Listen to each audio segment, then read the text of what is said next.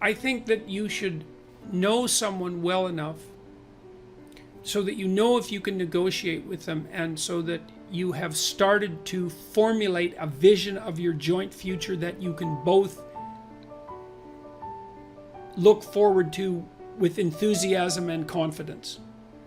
And of course, that's going to depend to some degree on your level of maturity, but that means you've considered such things as, do you have a sufficient number of joint interests, and are you oriented in the same direction with regards to how you're going to handle your joint careers and the possibility of children and the manner in which you're going to interact with your in-laws. And you have to start considering your life together from the perspective of practicality and economics, I would say. So it can't just be that massive erotic attraction that's associated with love. Although I think that's extraordinarily important, and you're unbelievably fortunate if you have that, and you should do everything you can to maintain it. That takes real effort and will. But you need to ally that with maturity and intelligence, and the maturity and intelligence is, okay, we're going to put our lives together.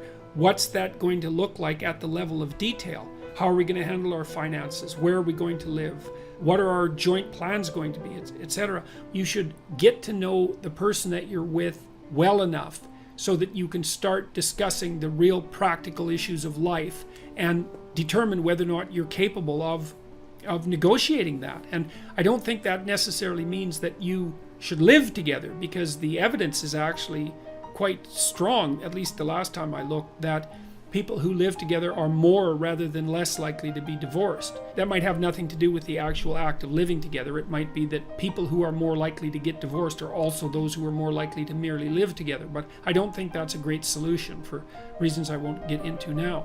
And with regards to being shackled together, that's a complicated one. And I learned this at least in part from reading Carl Jung. And the idea there is that unless you've really made a commitment to someone, like a lifetime commitment, and that's a serious commitment, one that you're not going to back out of, you're not going to take the relationship with the seriousness that's necessary to make it of the highest possible quality and sustainability across the course of your life. And it's really important that it is of that high quality and sustainability, because the relationship, especially when it starts to produce children, is a machine, let's say, a machine that you jointly operate that adds immensely to the quality of your life and the depth of your life. You have the rope and strand of your life, and your partner has the strands and the rope of his or her life, and then those are tied together to make a stronger rope, and then that unites you across time, and then you undertake massive adventures together. And some of that is the establishment of a household and the establishment of joint careers and the maintenance of each other's mental and physical health and the maintenance of a high quality sexual life and all of that. Very, very challenging to do all of that.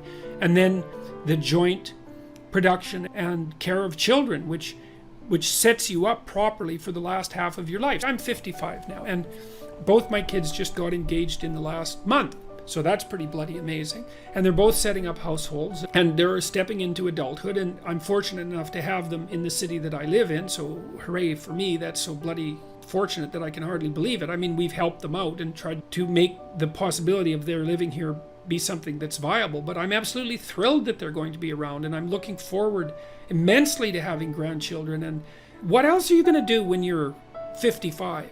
I might have 40 more years. What am I going to do with those years?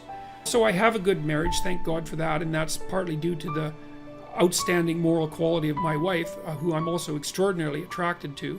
We've built a life together, and we've had kids together, and we're happy with our kids, and we had plenty of struggle with our kids because one of our children, my daughter, had serious health problems, which she seems to have managed to resolve, partly as a consequence of her own brilliance.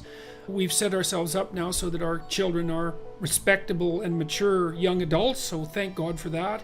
And they've got partners who we both really like, and they're going to have children. That means that this next part of my life is going to be something that I can advance into with a fair bit of hope and excitement. And the idea of having little kids around again is thrilling, because I really like little kids. They're really fun. The shackled together is such a cynical way of looking at it. It's more like what you've produced is an unbreakable bond between two beings, and that makes both of them better in every way. If it's a relationship that's based on trust and genuine communication, it's a very difficult thing to attain, because you have to be willing to tell the truth, and the truth is generally a horrible thing. It's easy to tell truth when everyone wants to hear what you have to say, but it's very difficult to tell the truth when no one wants to hear it, least of all yourself. And so marriage gets a very bad rap in our culture, and so does child rearing. And I think that's absolute catastrophe, because really, being in a long-term relationship, a marriage, let's say, and having children, that's 2/3 of your life.